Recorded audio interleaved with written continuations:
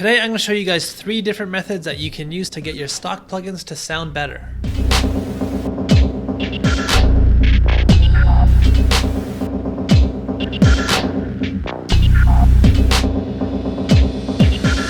Getting your beats to sound professional if you're using stock plugins can be a very difficult task. So today I want to show you guys a few methods that you can use to improve your sounds if you don't want to use expensive plugins and you want to stick with stock plugins instead. Now let's start off by thinking about what some of the expensive plugins can do that a stock plugin might not be able to do.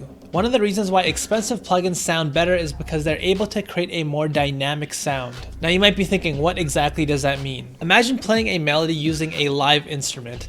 If you play the exact same note multiple times throughout that melody, most likely that same note will still sound slightly different every time. And the reason why is because you're human. Likely you will play that note slightly different every single time. And whatever you end up creating will sound more dynamic because every note has more of a unique expression to it. And that idea might be something that a stock plugin might have a harder time recreating, but it's something that more expensive plugins are actually better at. And one of the reasons why they're better at recreating this is because of modulation. This is something that exists in expensive plugins but might not exist in the stock plugin that you're trying to use. Now I'll explain what modulation is and exactly how it's so helpful. Let's say I'm at the beginning stages of my beat making process and I get to the point where I want to create a melody. And for this melody, let's say I have an organ type of sound in mind. What we'll do is compare this organ sound from Minisynth, which is a stock plugin. And let's compare that to this sound in Omnisphere, a more expensive plugin. Now if I take a look at this sound from Omnisphere and I go into the modulation section right here, you guys can see we have a bunch of different parameters that show up in this modulation area. Now this might look intimidating if this is your first time seeing it and you're not really comfortable with the idea of using modulation, but it's not too daunting. I'll quickly explain what's happening here. For those that don't know what modulation is, basically what it means is that we have a bunch of different characteristics in our sound here. And these characteristics, these parameters that we are looking at right here, these are constantly being changed as we play something. For example, right down here, you guys can see we have sample timbre. You guys can see what's going to happen if I start to play the same note over and over again.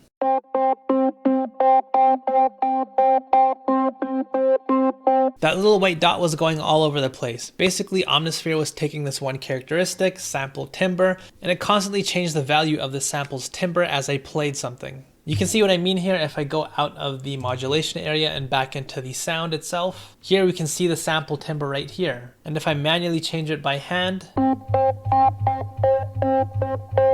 we get a slight change in the sound as I move this value up and down. And that's basically what modulation is doing for me. This parameter here, this characteristic of my sound, is constantly being changed for me automatically as I play my melody. And this is meant to mimic what I was talking about earlier, this idea of introducing humanness and slight changes to our sound. So that's what modulation is, and that's what we want our stock plugin to start to do, just like an expensive plugin would do. And in this video, I'm going to show you guys 3 ways that you can mimic this same concept using your stock plugin. The first way is the easiest, albeit it's probably the most basic and maybe the least effective. It's the hawkit technique. This was a technique that was used way back in the day in a lot of choir music. Instead of having one person sing a melody, they might use 2 or more people to sing a melody, and they would go back and forth alternating which person would sing which note. The idea here being that each and every single person had a slightly different voice, and so the notes would sound slightly different as the different people were singing them. And this would introduce a little bit more variation. And we can apply this exact same concept to our melody here. Instead of having Minisynth play this entire melody by itself, what I can do is clone this instance of Minisynth, and I can go in and slightly change one of these parameters. For instance, if I go into the filter and I start moving this around to slightly change how this layer sounds. And once I have a sound that feels slightly different than my original, I can go into the melody here, and I can split the notes of my melody across these 2 different sounds here. And how you want to do this is up to you really. For example, I can take some of these higher notes here, cut them from this instance of Minisynth and paste them into the second.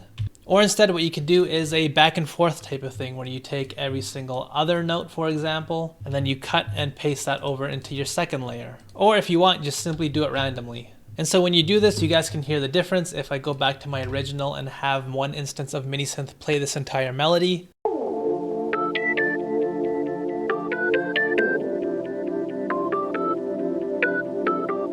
and if we compare that to this,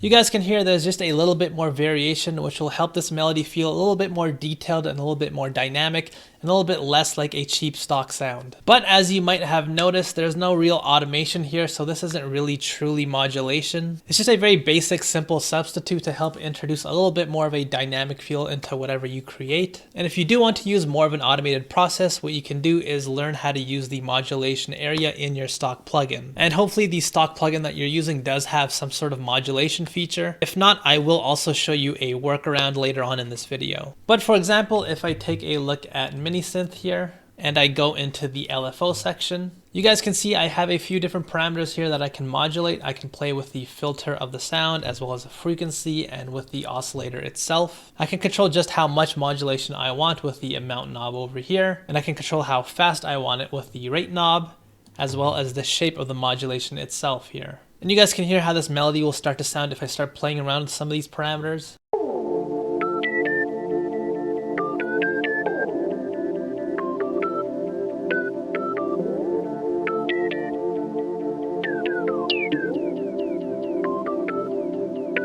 There's a slight change amongst all the different notes in my melody now. And no matter what stock plugin you're using, the principal steps are all going to be the same. For example, if I were to open up Sakura, the first step is to actually find the modulation area in your plugin. If you see a bunch of knobs or faders and they have words like LFO or envelope, things like that, that's most likely going to be the modulation area. Or if it says modulation, that's an easy tell as well. And the second step is to look for the option where you get to choose which parameter you want to change. So in Sakura, you guys can see if I click this option right here, it gives me a bunch of parameters here that I can change, like the level, the panning, the string decay. And this is comparable to what we looked at in Minisynth, where we have this little area right here where we can change the filter or the frequency or the oscillator itself. Now going back into Sakura, what I will choose here, for example, will be string 1 dampness. And in terms of which parameter you should modulate, I would recommend playing around with the different parameters that you have available and seeing which one has the most impact on the sound itself. For example, if I look at some of the other options here, if I were to choose pan, for example, that's not going to actually change the sound itself. It's just going to change where the sound sits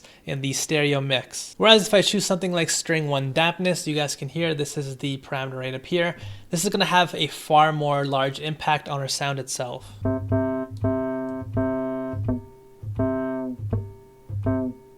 The change to the sound is a lot more profound, and this is exactly the type of variation that would occur if I played a live instrument. So look around in your plugin, play around with a lot of the different parameters and see what's actually going to have a profound effect on your sound and choose to modulate that. And after that, the third step is to choose how exactly you're going to change that parameter. Typically you'll see things like LFO, modulation wheel, as well as envelope. Overall, I would say choose a setting that's going to have a change over a longer period of time. If you choose a modulation that's going to have the exact same change occur in every single note, it's not going to make that big a difference. For example, if I chose LFO and I turn the rate all the way up,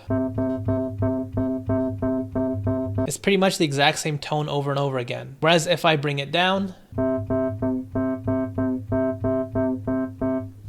now different notes start to have a different feel to them, and that's exactly what we want. Now, what if your stock plugin doesn't have a modulation section like we had with Sakura or Minisynth? Let's say you had a stock plugin that was just so awful, so basic and horrendous that didn't really offer much of anything. A true F-tier plugin that really does not deserve to exist. Well, we can still create a workaround, and that's exactly what I'm going to show you guys here. Albeit this is the most manual and the most time-consuming way of doing this, but it will give you a level of control over your modulation that you might end up liking, and that's to use events. So to do this, it's pretty easy. What you're going to want to do is right-click on top of any parameter and just select Edit Events. For example, here I've chosen to play around with the attack time, and I can just draw in my pattern manually here.